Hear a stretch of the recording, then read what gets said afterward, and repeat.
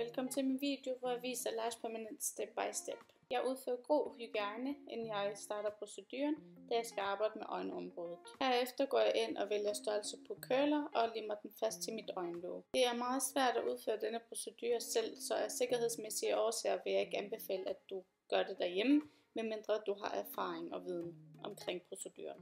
Efter at jeg har limet begge curler på øjenlåget, går jeg ind og bruger en lash glue på selve curleren, hvorefter at jeg bukker vipperne i sektioner.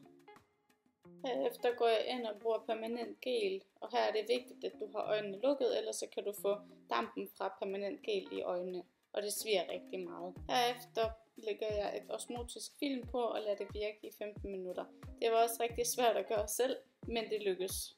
Efter 15 minutter påfører jeg et tykt lag neutralizer.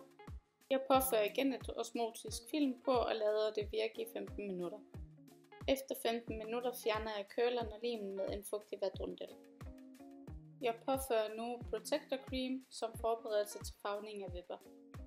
Jeg påfører nu beskyttelsespapir for at undgå at jeg får farve på huden og på de nederste vipper. Jeg påfører nu farven Black Knight, som jeg har valgt for at få en mascara-effekt.